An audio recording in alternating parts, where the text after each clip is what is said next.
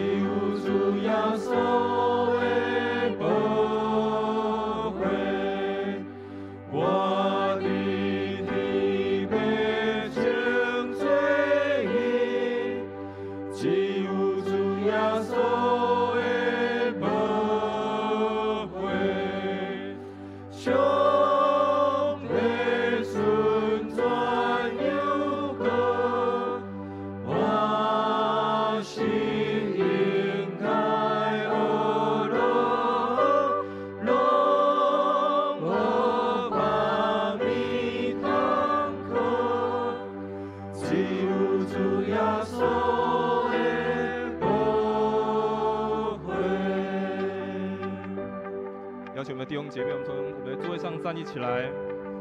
当我们站立在神的面前，我们再次带这个渴慕的心，也向我们的耶稣说：“耶稣，唯有你洗清我的生命。”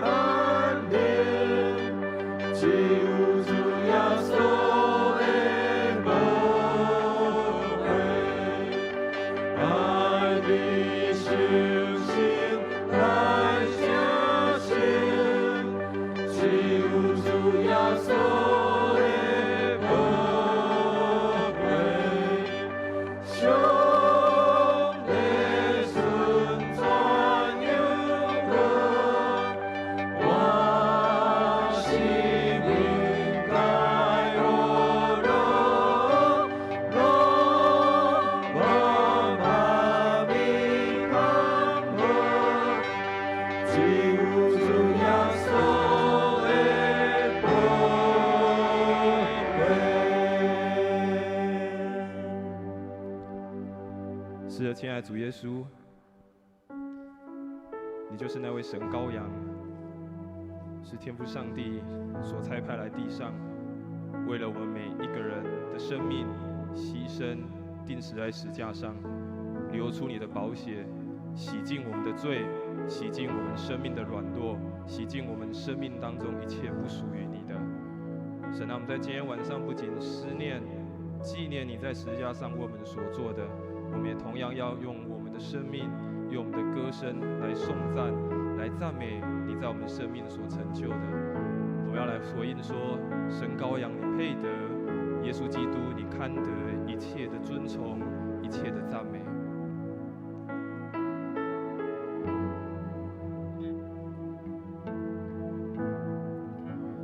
感谢你的十字架，感谢你付上代价，担当我罪和羞愧，使我完全，赐下奇妙恩典。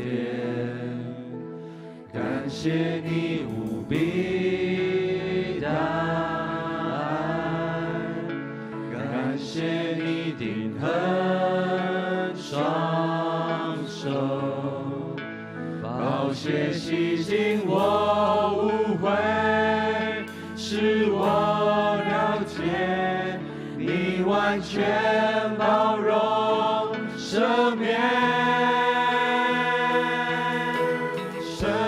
羔羊配得，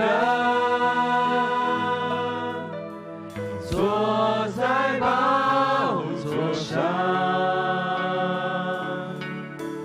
头戴着尊贵冠冕，你所望到永远，来尊崇赞美。耶稣神儿子，从天降下被钉十架，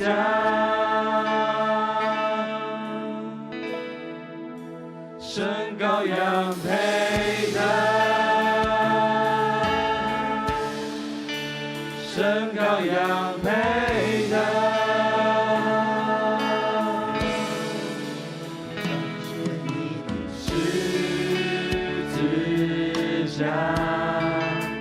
感谢你付上代价，担当我罪和羞愧，使我完全，赐下奇妙恩典。感谢你无比的爱，感谢你定恒双手，宝血洗净我污秽，使我了解你完全包容赦免。神羔羊配得，坐在宝座上，头戴着尊贵冠冕，你作王到永远，来尊崇赞美。耶稣神儿子，从天降下被钉十架，神羔羊配得，神羔羊配得，神羔羊配得，神羔羊配得，神羔羊配得。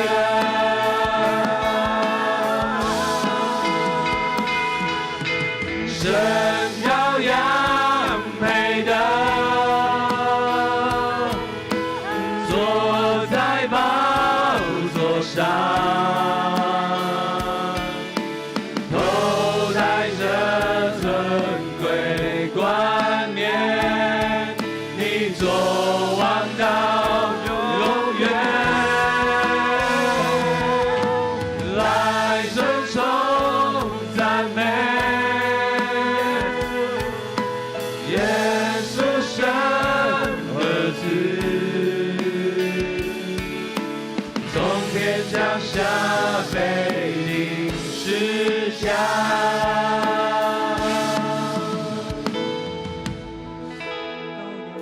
神羔羊配得，神羔羊配得，神羔羊配得，神羔羊配得，神羔羊配得，神羔羊配得。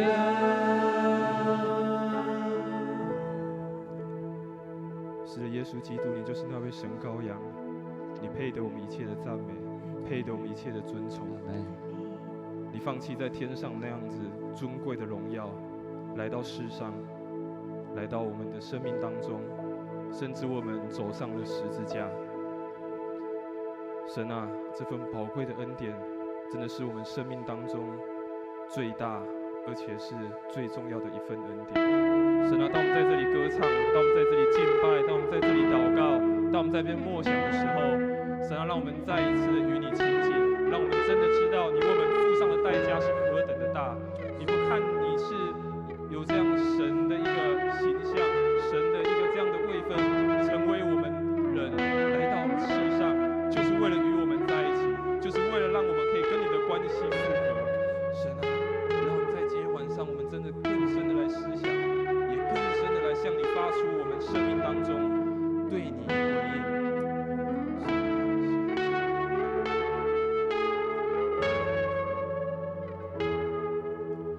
耶稣亲手扛下人的软弱，独自将所有的罪都承受，宝血一滴滴将必然深红，为赎回我而流。耶稣亲手扛下，耶稣亲手扛下人的软弱，独自将所有的罪都承受，宝血一滴滴将必然深红，为赎回我而流。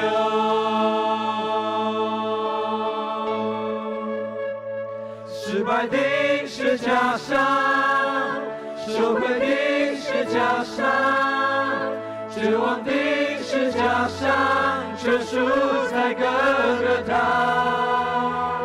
疾病钉十架上，创伤钉十架上，过去钉十架上，救赎在各个他。罪恶钉十架上，骄傲钉十架上，破碎钉十架上，全都与你埋葬。把全部钉十架上，把全部钉十架上，把一切钉十架上，全都与你埋葬。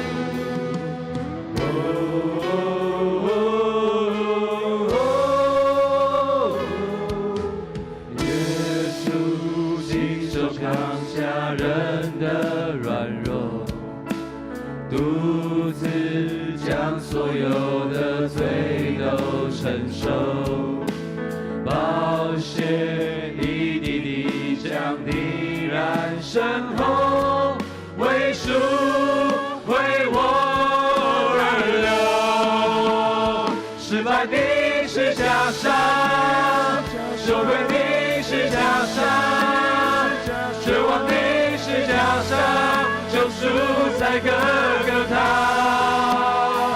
疾病的十架上，创伤的十架上，过去的十架上，救赎在各个他，罪恶的十架上，骄傲的十架上，破碎的十架上，全都与你埋葬，把全部的十架上，把全部的十架上，把一切的十架上，全都与你埋葬。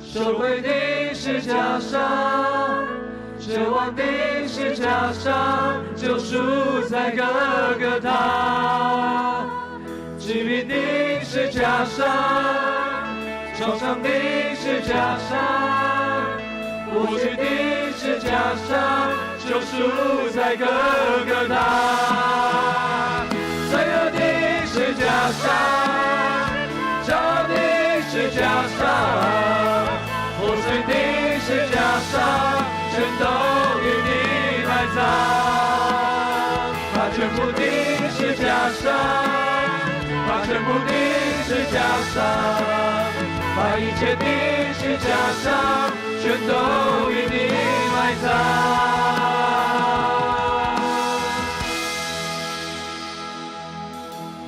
耶稣亲手扛下人的软弱，独自将所有的罪都承受，宝血一滴滴将必然深厚，为赎为我而流。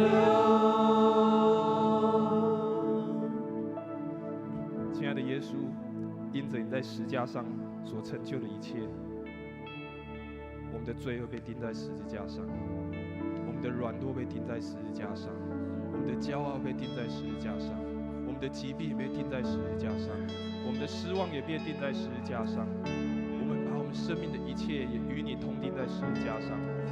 神啊，让我们在今天晚上，我们再一次用我们的生命来回应，用我们的生命来思想你在十字架上我们成就的这一切。神啊，我们今天晚上也再次透过你在这十字架上所告诉我们，给我们非常重要提醒的7句话语，成为我们生命当中的安慰，成为我们生命当中的鼓励，也成为我们生命当中的盼望。愿神也带领晚上的时间，与我们每一个弟兄姐妹同在，在耶稣基督里面，在你的宝血里面，再一次得着你的恩典同在。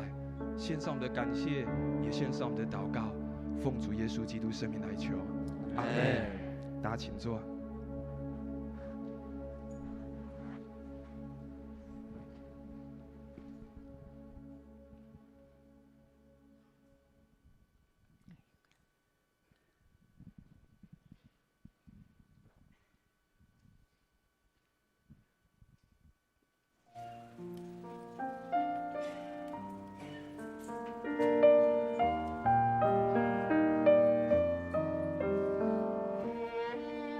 亲爱的弟兄姐妹平安，欢迎你来到这趟十架默想的旅程。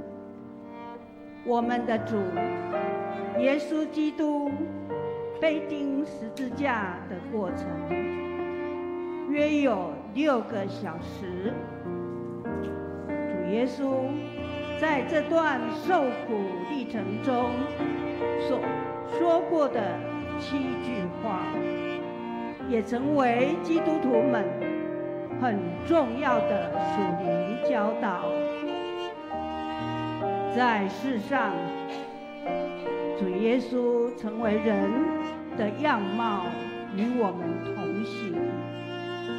他经历过一切无法以言语表达的痛苦和孤单，他先尝了苦味，能了解你的痛苦和无助。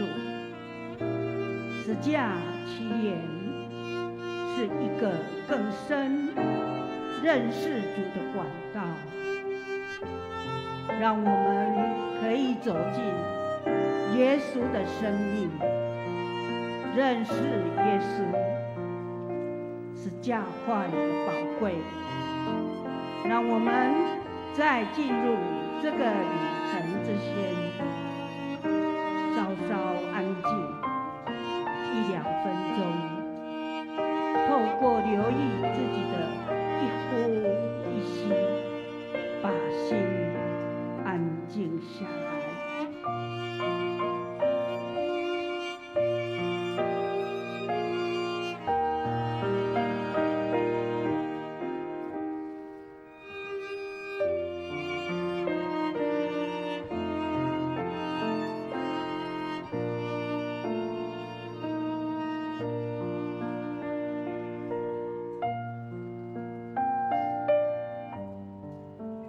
期盼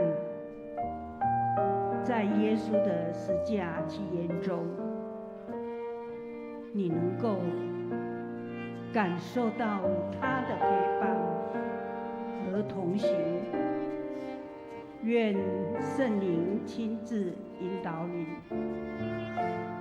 让主耶稣的这7句话带领你聆听你的内在，安静与主倾谈，让主的慈爱更深进入你的生命，以及你所身处的环境之中，得到新的生命启发。亲爱的弟兄姐妹，主受定迄时，你有伫遐无？今晚我们要一起来默想，在我们的信仰旅程中，是否将主耶稣的教导放在我们的心中，仰望他的同在，跟随他的脚步，常与主耶稣同行。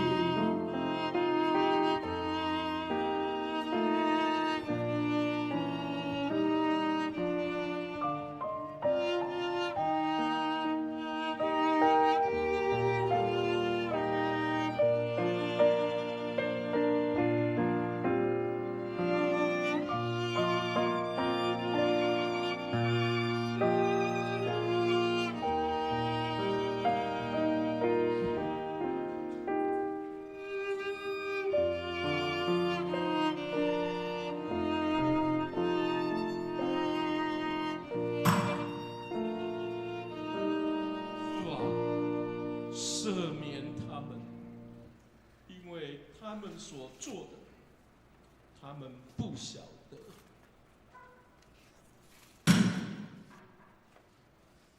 我实在告诉你，今日你要同我在乐园里了。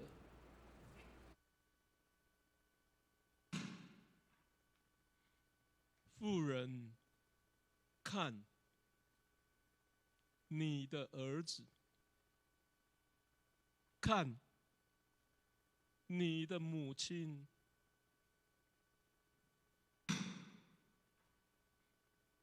我的神，我的神，为什么离弃我？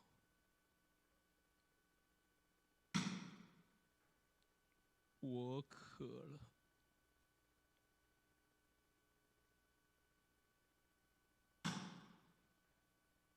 沉了。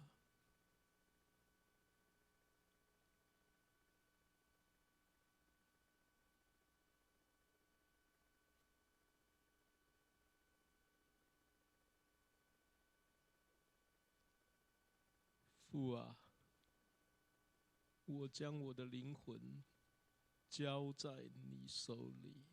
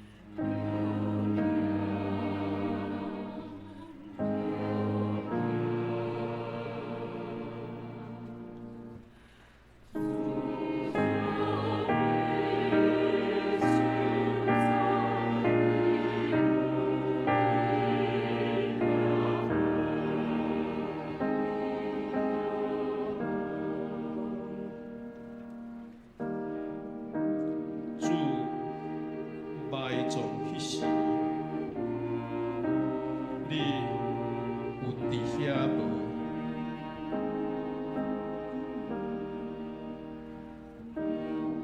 主埋葬迄时，你有伫遐无？啊，有时这事，互我真着惊，着惊，着惊。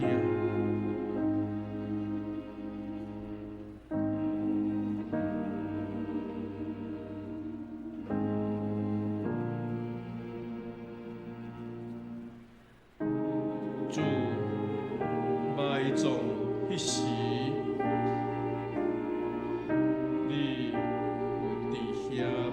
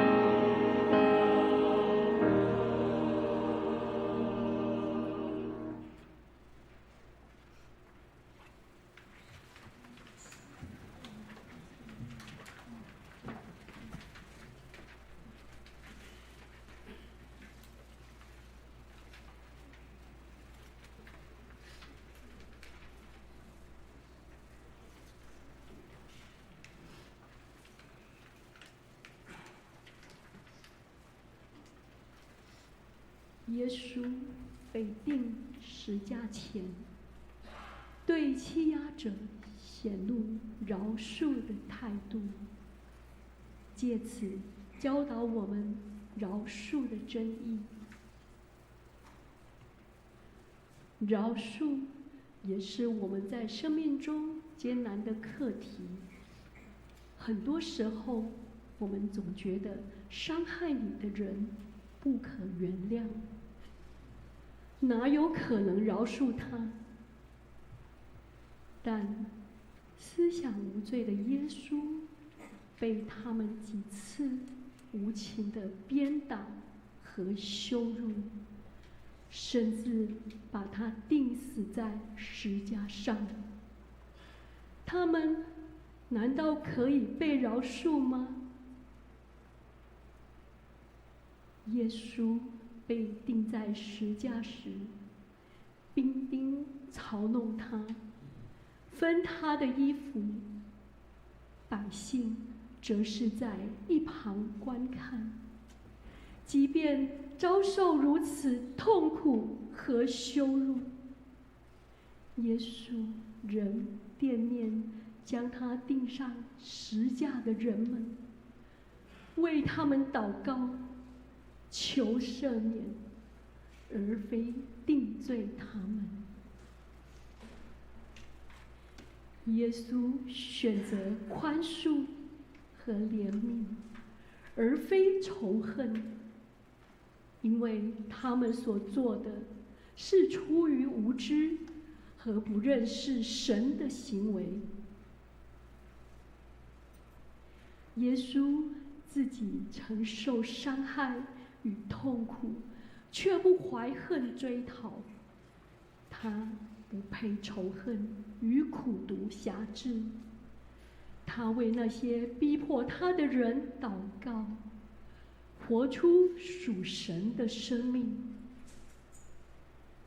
他让我们看见，即使他被定受苦，他仍是得胜有余的。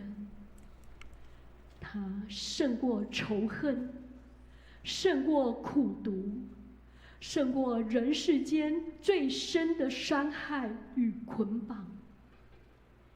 但他让自己没有失去神的同在。耶稣在十架上的这句话：“父啊，赦免他们，因为他们所做的，他们不晓得”，成为一座让我们可以引用的宽恕之泉。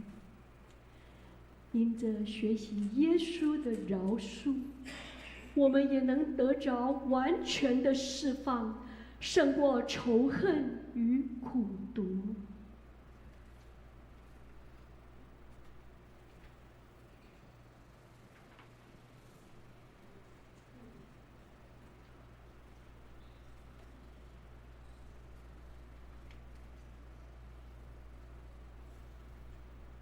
主啊，求你赐给我们愿意饶恕的心，学习你的样式，学会宽恕自己和别人，在学习宽恕中，让自己的心得到释放，活出属神美好的生命。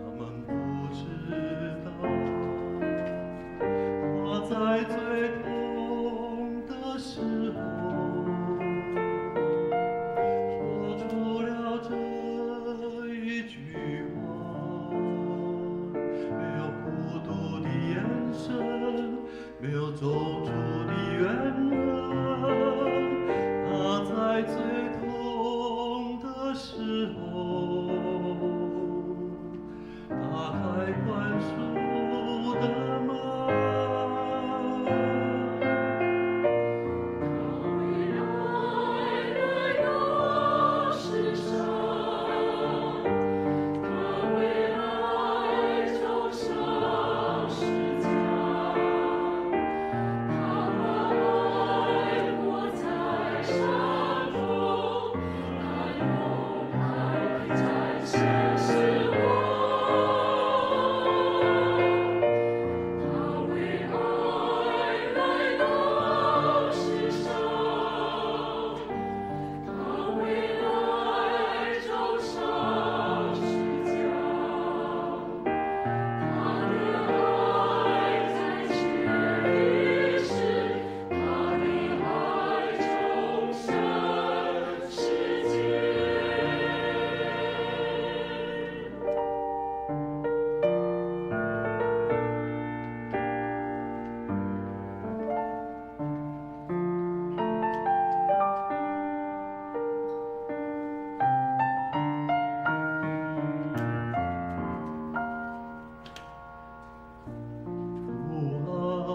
赦免他们，因为他们所做的，他们不知道。父啊，赦免他们，因为他们所做的，他们不知道。你在最痛的时候，说出了这一句话，没有孤独的眼神，没有走出的怨恨。你在最痛的时候，打开宽恕的门，你为爱来到世上，你为爱走上十架，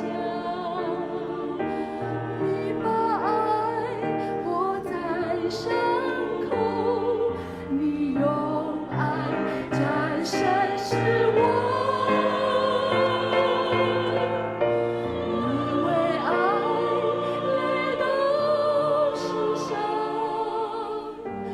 你为爱走上十架，你的爱感谢历史，你的爱重生了我。你为爱来到世上，你为爱走上十架，你的爱感谢历史，你的爱重生了我。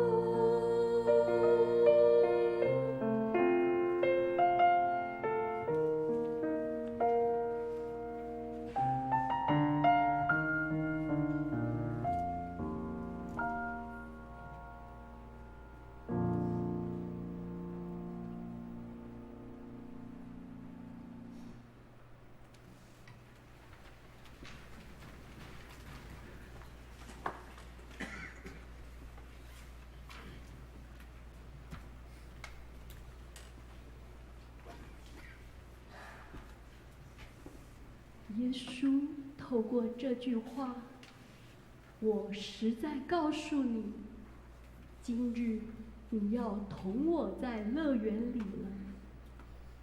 在耶稣两旁的犯人，第一个嘲笑他说：“你不是基督吗？”第二个出声责备第一个犯人说：“我们受罚是应该的，因为我们罪有应得。”第二位强盗自知他这一生罪孽深重，请求耶稣赦免他，不要离弃他。临死前请求说：“耶稣啊，你进入你国的时候，求你纪念我。”耶稣随即回答他，应许他能进入乐园之福。耶稣的心何等仁慈，见他有悔罪之心，便欢喜接纳他。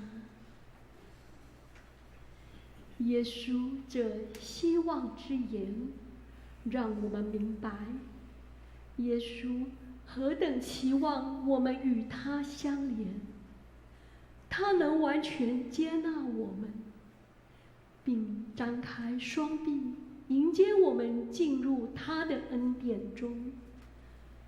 无论我们的光景如何，他永远都是爱我们的主。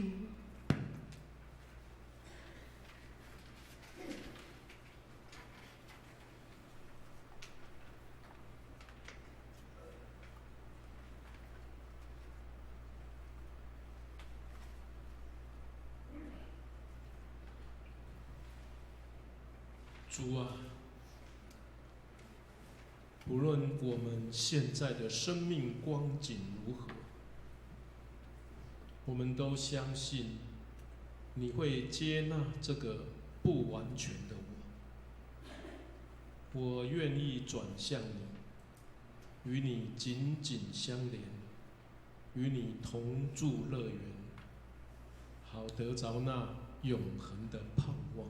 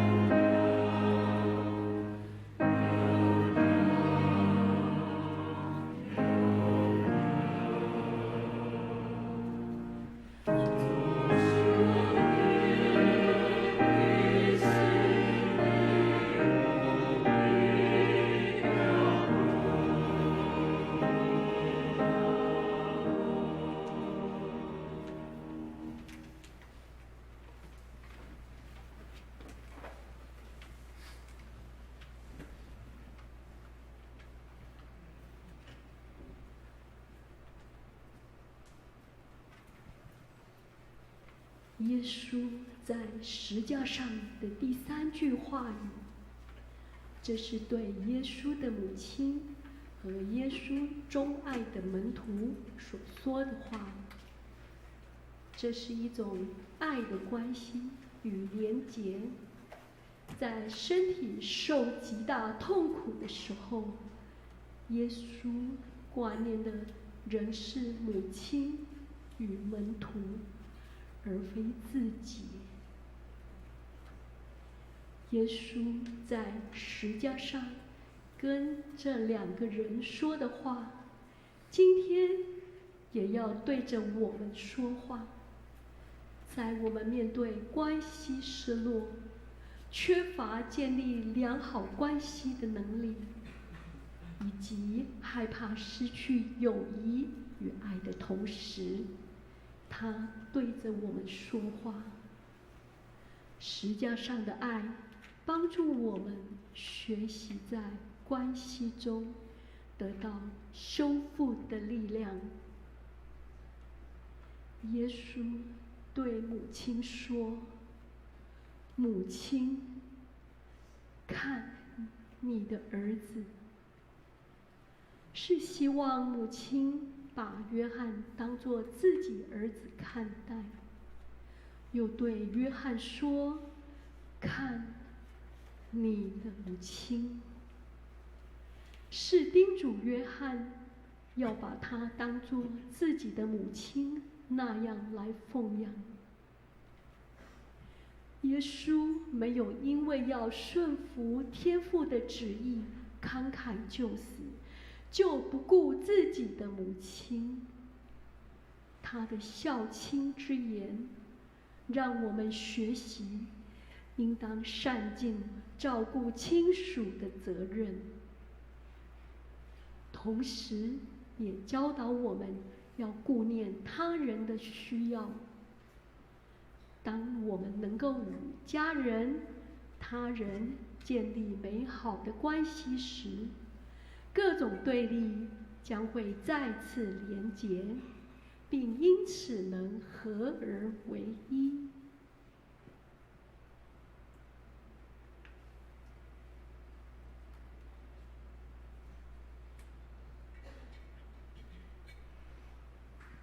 主啊，恳求你帮助我，你的爱充满我，好让我可以用你的眼光、你的爱去爱我身边的人，让失落的关系得到医治与连结，成为合一美好的生活生命。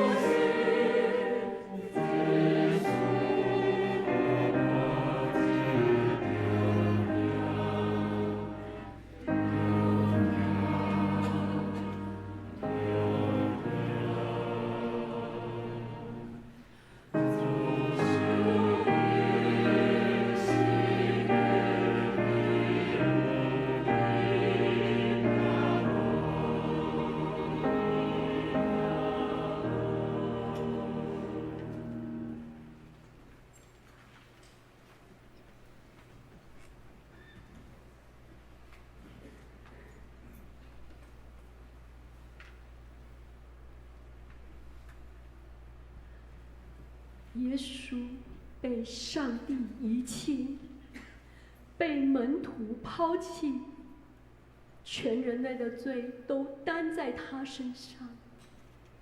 我的上帝，我的上帝，为什么离弃我？耶稣在十架上发出何等大的痛苦和哀嚎！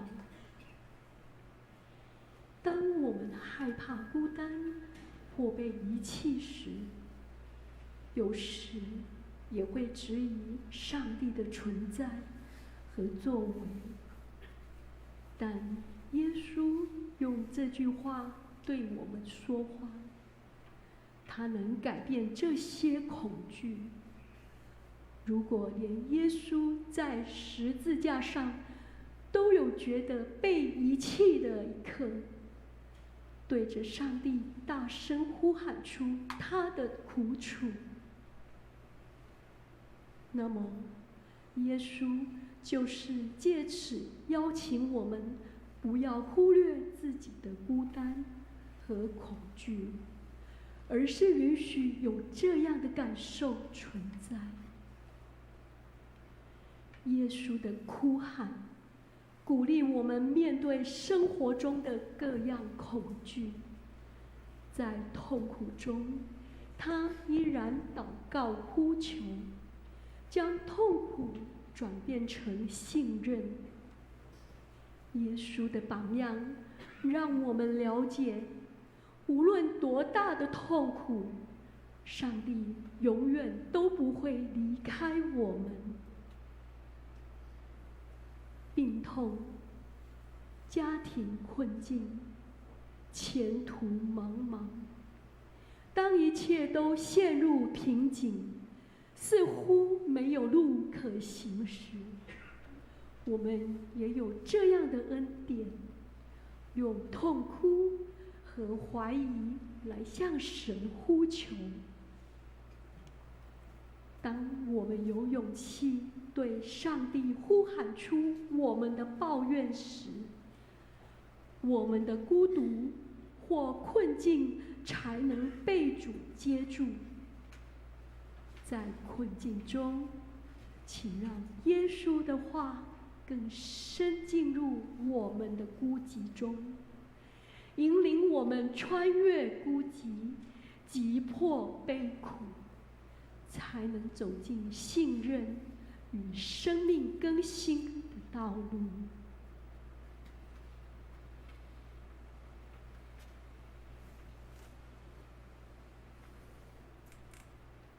主啊，你说在爱里没有惧怕，求你除去我们心中莫名的恐惧和孤寂，因为你是我们唯一的帮助和力量的来源，帮助我们可以学习凡事交托，在信任的路上与你同行。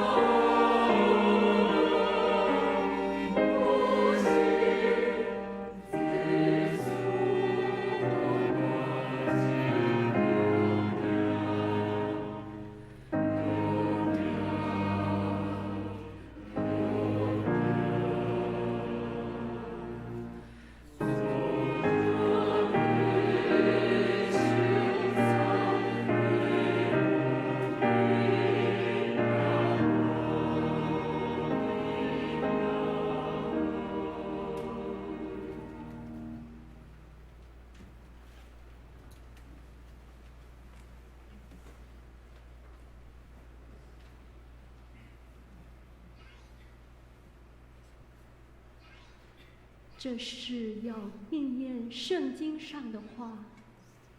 耶稣被钉在石架上，足足6小时之久，滴水未进，身受重伤，流血不止，极其痛苦。但他说出这苦楚之言：“我渴了。”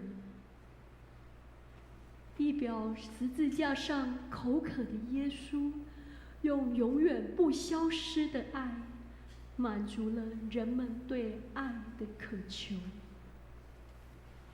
耶稣口渴，另一个象征意义是，耶稣渴求人们来亲近他，他渴望人们相信。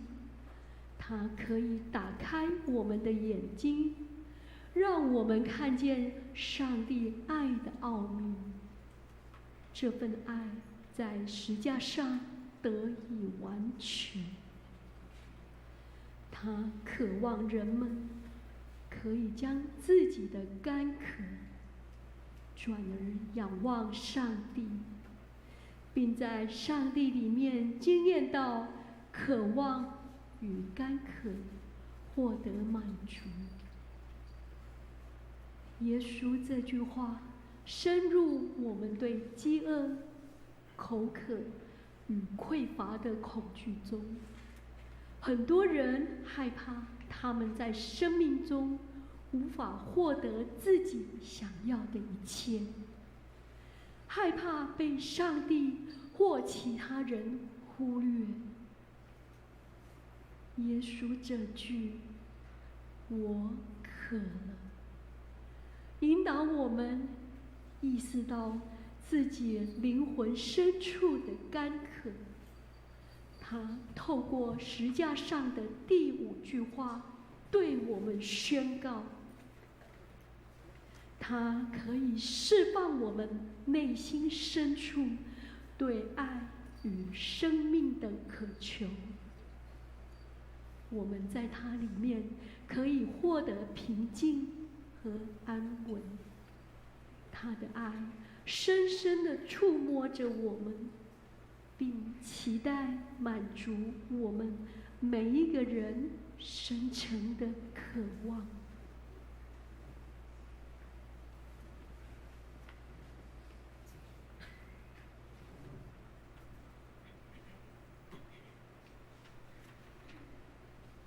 主啊，帮助我们在转变的路上与你同行。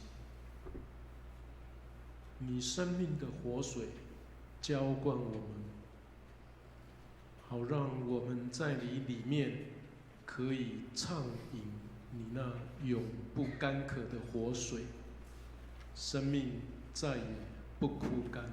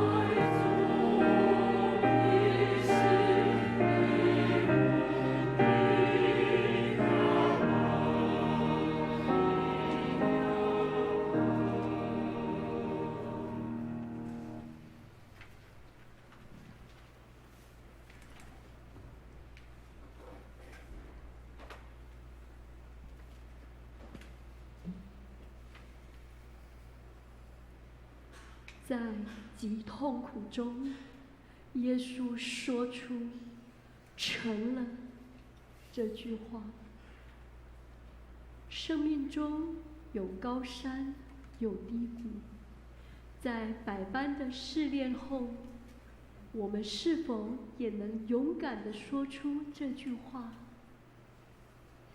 耶稣的人生是得胜的，因为他已完成上帝的托付，为我们完成伟大的救恩。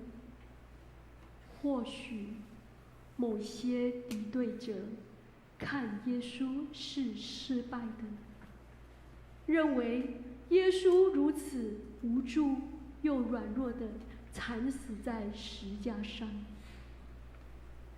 其实是他们误解了，他们不明白，在世人看来的失败，在上帝看来却是成功的，因为耶稣完成了上帝的托付。耶稣在他的死亡中，对人们慈爱地垂下头，并把他的灵魂交给上帝。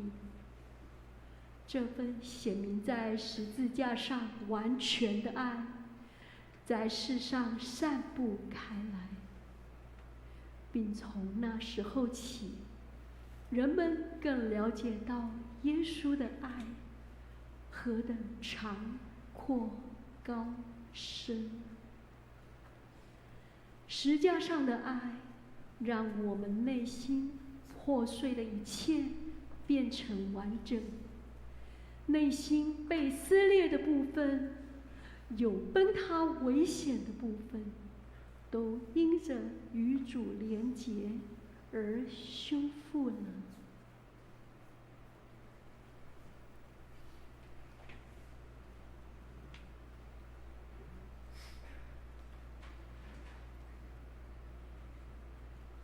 主啊，感谢你，因着你的恩典，让我们内心的破碎得到完整。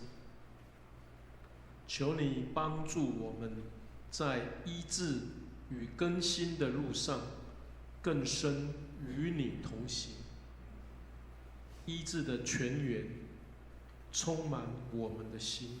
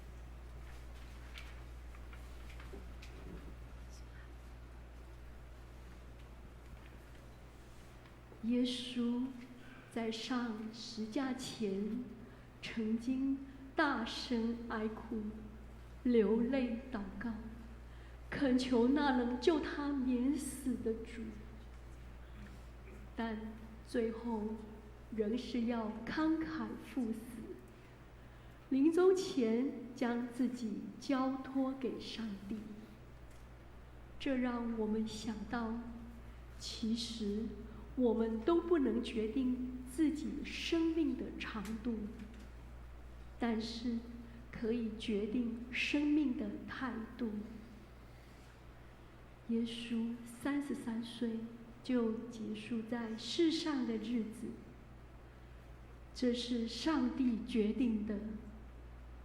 耶稣只有甘心顺服，但他把自己的灵魂全然交托在天父手里，这是他为我们活出的榜样。我们若能甘心交托，相信会对自己的生命更有安全感与信赖感，因为凡交给他的，他无不成全，都必保守到底。耶稣死后第3天复活，以大能显明他是上帝的儿子。他也应许，凡信靠他的，都必永远活着。主耶稣最后被钉在十架上的7句话，或对仇敌显出饶恕的态度，或对悔罪者赐下救恩的宝贵应许，或对至亲玛利亚尽了照顾的责任，或对自己承担人们的罪孽表露心里的痛苦，或对圣经表露尊重的态度，或对上帝的托付说成了，或把自己的生命甘心交托给上帝，这些都值得我们细细思想，并感谢他为世人受苦受难的恩典。没有受苦，就没有得胜；没有羞辱，就没有荣耀。在耶稣受难之时，愿我们更贴近他的心，效法他的脚踪，行出他喜悦的道路，直到他再来。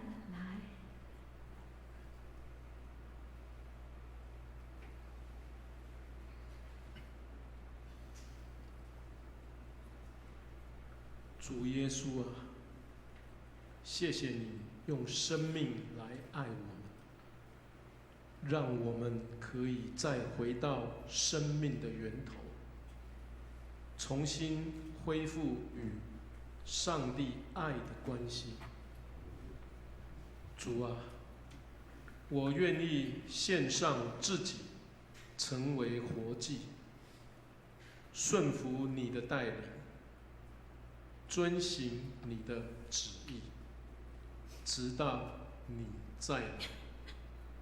阿门。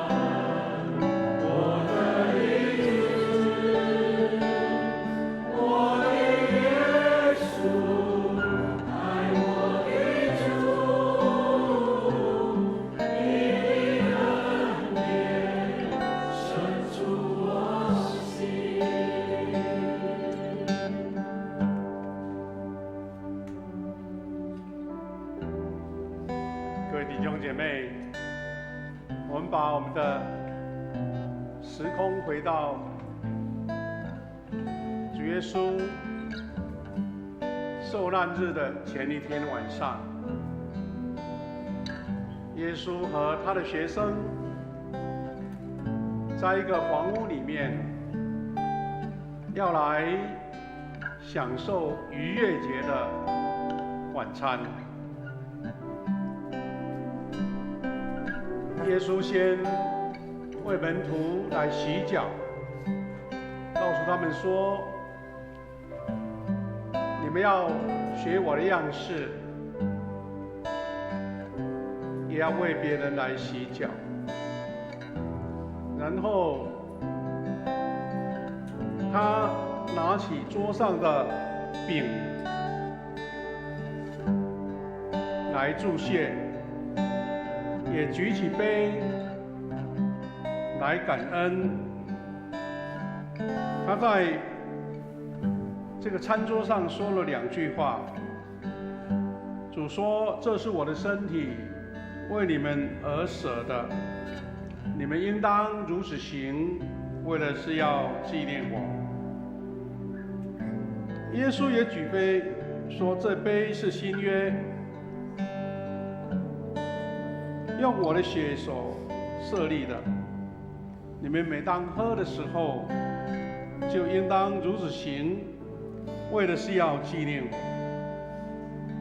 各位弟兄姐妹，今天晚上我们要举行圣餐，但这个圣餐不是教会体制上的圣餐。教会的体制什么意思呢？是后来教会成立以后，他们认为信主了、受洗了、被教会认定了，他们有资格来领圣餐。但是今晚我们要回到最原始耶稣与门徒晚餐的时刻，就是恩典的圣餐。所以今晚在座，无论你是不是已经受洗，或是你还是一个慕道友，或是你是孩童，我们每一个人都一起来领受，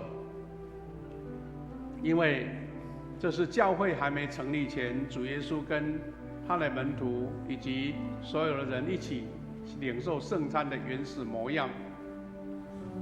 这时候我们要做一个祷告，然后再一起来领受。主耶稣，当你要走向各个他的路途的时候，你仍然按着当时文化的规定，与学生一起领受逾越节的晚餐。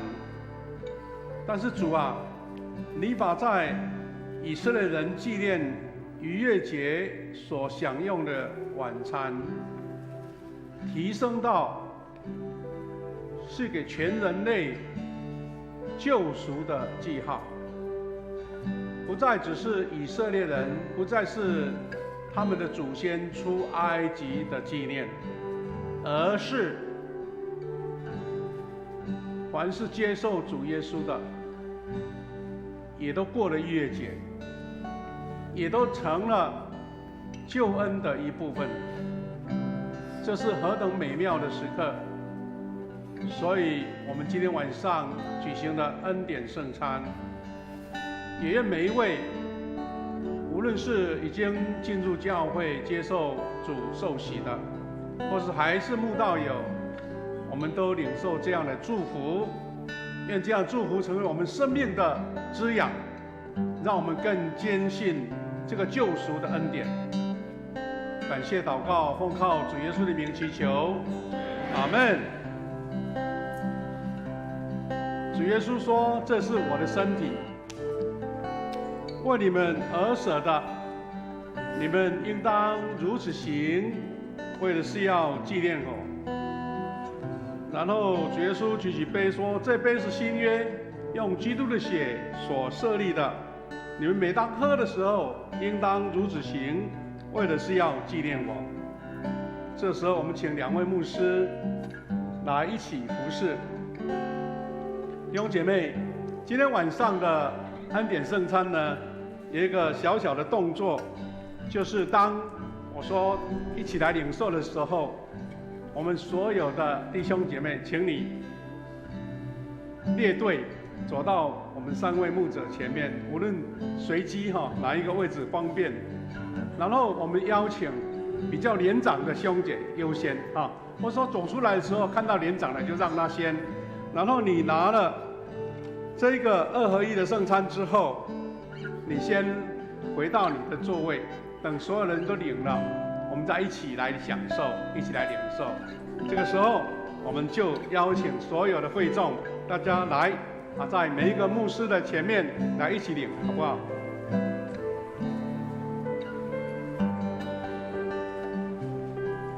主耶稣说：“这是我的身体，为你们而舍的，你们应当如此行，为了是要纪念我。”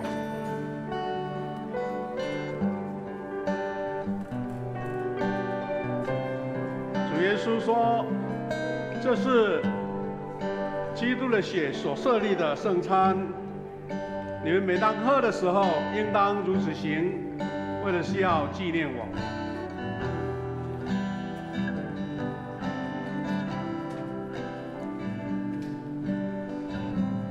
主耶稣说：“这是我的身体，为你们而舍的，你们应当如此行，为了是要纪念我。”主又拿起杯，说：“这杯是新约，用耶稣基督的血所设立的。每当喝的时候，应当如此行，为了是要纪念我。”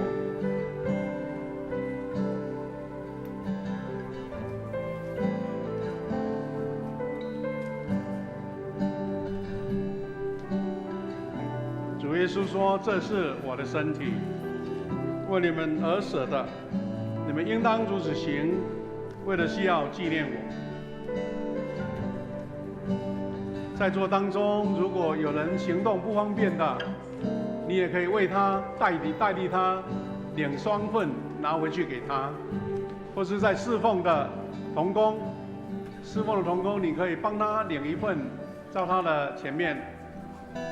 主耶稣说：“这是我的身体，为你们而舍的，你们应当如此行，为的是要纪念我。”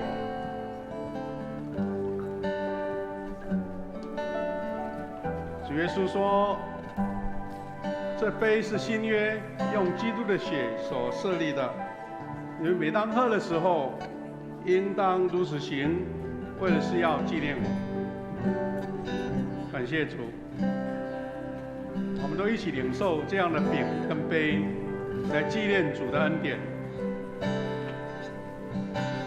主耶稣说：“这是我的身体，为你们而舍的，你们应当如此行，为的是要纪念我。”主耶稣说：“这杯是新约，这新约用基督的血所设立的，你们每当喝的时候，应当如此行，为了是要纪念我。”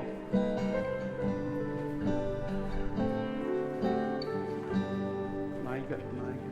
这个，来，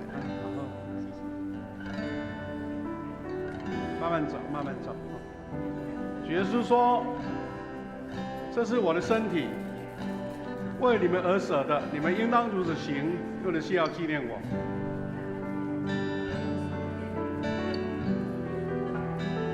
主耶稣说：“这杯是新约，用基督的血所设立的，你们每当喝的时候，应当如此行，为的是要纪念我。”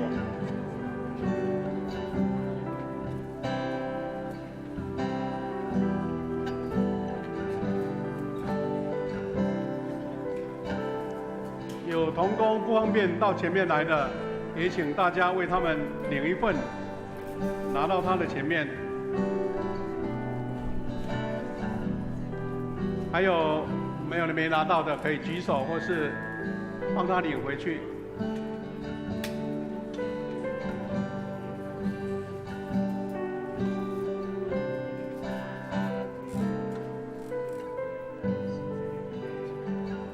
不用客气哈。大人小孩，所有弟兄姐妹都可以。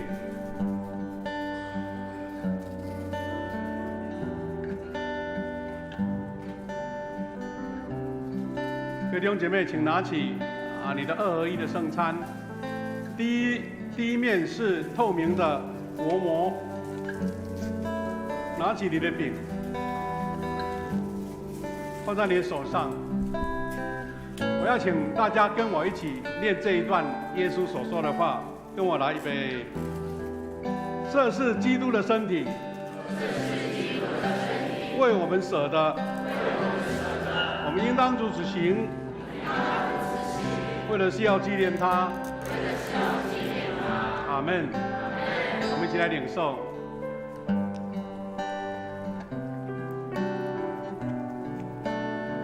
然后请撕开这个铝箔的，小心不要溅出来。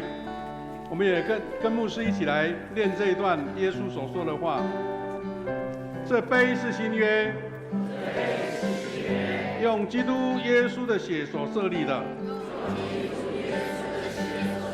每当喝的时候，当如此行，或者是要纪念他。阿们。我们一起来领受。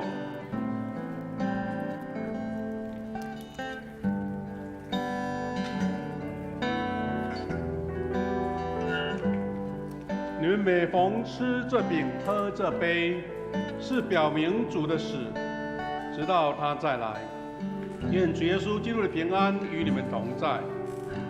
各位弟兄姐妹，当我们刚刚看了耶稣在十字架上所说的7句话，当我们一起跟主耶稣一起来吃这饼、喝这杯，愿神美好的救赎恩典，你是有份的，你是参与在里面的，你是得祝福的。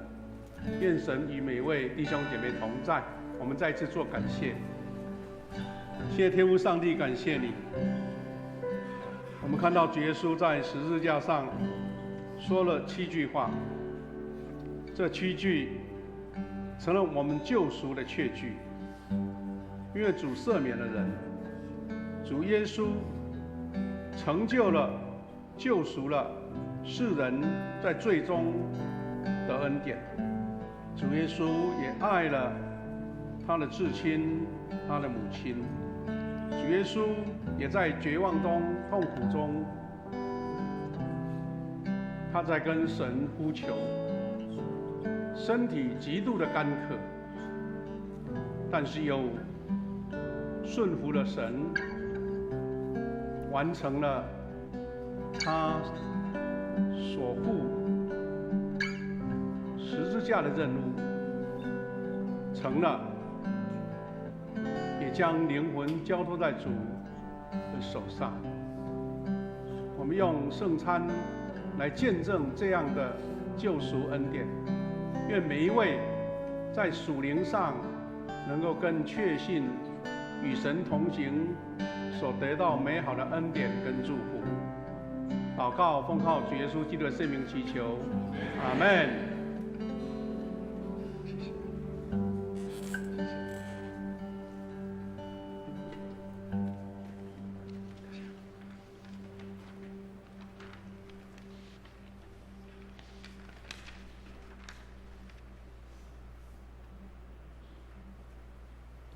各位弟兄姐妹，我们在礼拜天呢，我们有发了一张从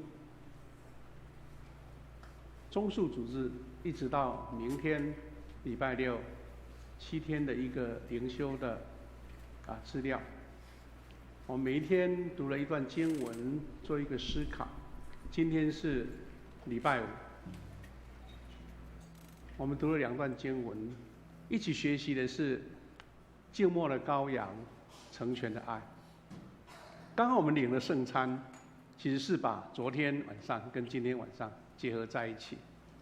主耶稣为门徒来洗脚，主耶稣也跟他的学生一起领受了逾越节的晚餐。然后刚才我们从耶稣的影片然后每一段耶稣受定他的过程，再一次安静的体会。耶稣被钉十字架，因他受的刑罚，我们得平安；因他受的鞭伤，我们得医治。他被钉十字架，在人类的历史当中是一个非常特殊的一个景象。耶稣被钉十字架，他最后说了一句说成了。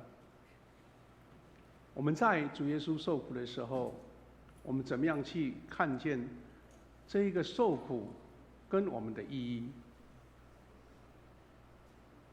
我们知道现在世界有各种不同的宗教哈，那各种不同的宗教呢，他们最常纪念的就是他们的教主也好他们的一个宗教领袖，都是纪念他们的生日比如妈祖生不多生安尼哈，再不然就是来纪念他们的教主是得道了、成仙了，好像一切能力都浇灌在他身上。但是你没有想到，全世界所有的宗教、所有的信仰，没有一个在说他们的主是受死的、死亡。这是何等奇特的一个事件！我要说，刚刚我们读了这个耶稣十字架上的七言，或是整个经历一切这些描述，我们可以看见一件事情：主耶稣不是平白无故的走上十字架，主耶稣是让全世界或是人类看见，从他的受苦、审判到钉十字架，显现出人类的罪一个集中的，好像一个 spotlight 一样，就是浇筑在那点。有人说主耶稣他是一个最大的冤狱，有人说主耶稣受苦是人类当中最残酷的，有人说主耶稣他的死甚至比一个普通的囚犯或是普通的罪犯还不如。为什么这么做？显现出人类有史以来所呈现的罪，然后集中在主耶稣的身上。所以耶稣的死是要让全世界全人看见说，我们的罪就全部承担在主耶稣的身上。但是耶稣的死不是结束，不是消失，耶稣的死是让人家看见说，人类是最恐惧或是最难以承受的，就是我们的死，我们生命的死。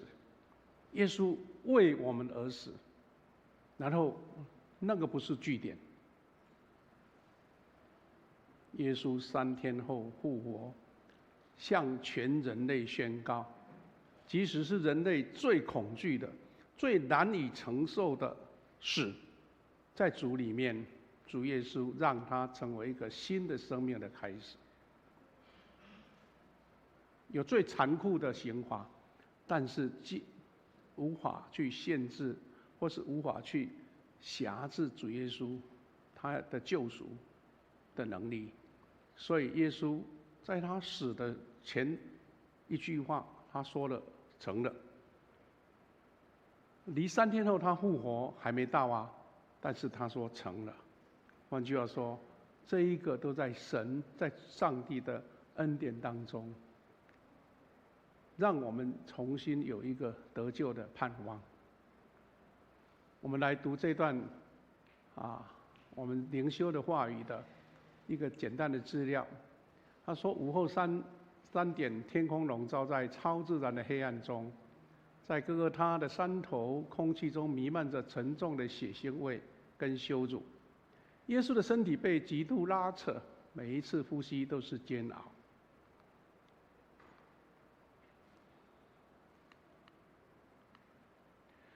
他看着嘲笑他的人，看着忧伤的母亲，看着那个悔改的强盗，最后他用尽最后力气喊出成了，随后低下头，将灵魂交给了父。我们来默想我的代价，思想十字架上每一根钉子，每一道伤口，那本该是我的刑罚。我看着这份沉默的承担，是我体会到罪的沉重与昂贵，恩典的昂贵。第二个是默想，成了的意义，成了不是完了，没了。耶稣完成了律法的要求，拆毁了隔断的墙。在那一刻，我有什么重担、恐惧或过患，是可以彻底交给十字架，不再回头去捡的。最后，我们要借由这一个灵修资料的祷告，一起祷告，然后安静。之后呢，我们才做结束的祷告。祷告之后，我们借由唱最后一次“深处我心”，我们安静来默祷。也许你还可以多做一点点时间安静，再跟神祷告。你也可以等一下，在音乐当中安静的，暂时不用跟人打招呼聊天，就安静的离开。耶稣在明天的时间，就是在坟墓里面，我们也学习跟主耶稣一样，静默、安静。我们一起来祷告，一起开口祷告。恩主耶稣，在你沉默的受难中，我看见了世间最深的情感。谢谢你为我饮尽那杯苦胆，换给我生命的活水。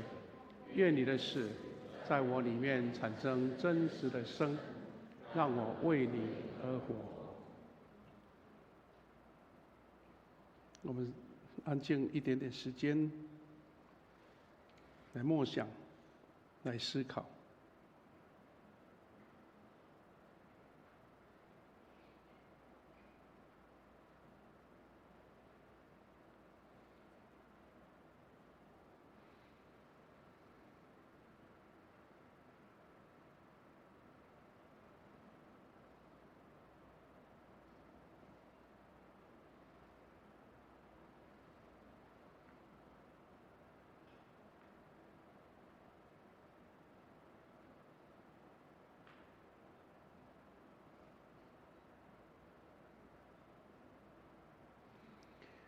亲爱的主耶稣，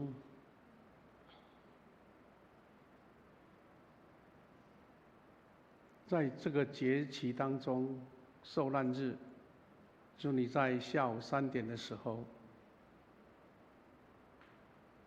当你说成了的时候，就断了气，然后被门徒们移到坟墓当中安放。主啊，你的死集中了全人类最大最过患以及罪，你愿意承受它，接纳它，又用最残酷的刑罚来完成这件事情。因为那里面的刑罚，那里面的痛苦，都掺杂了我们每一个人其中的一小部分、一部分，所以跟我有关，是我的罪，让主耶稣为我受苦，为我牺牲，为我被钉在十字架上。主啊，不是跟我无关，求你赦免，求你怜悯。我们知道我们无法靠自己来挣脱罪的捆绑，但主耶稣为我们承担了。我们如何脱离，得到永生的盼望？主，你只要跟我们说，来信我，来接受我，就必得着。这是何等大的恩典跟承诺！愿我们再一次在这个受难日的时候，用这样的聚会，再一次来经历主耶稣救赎的恩典以及路程，让我们因为信了、承受了，罪就不再成为我们的捆绑跟刑罚，而是我们喝了主赐的饼，吃了主的饼，喝了主的杯，我们就全然得释放，全然得平安，也必得着力量，为主见证的力量，为主传福音的力量，家庭的修复，关系的修复，以及我们能够宣告主耶稣在我们生命里面得着最美好的展现，让我们成为一个与主同行的人，在我们身上散发出主耶稣的馨香。感谢你，愿今天的聚会成为每一个人属灵的滋养。感谢祷告，求神亲自带领。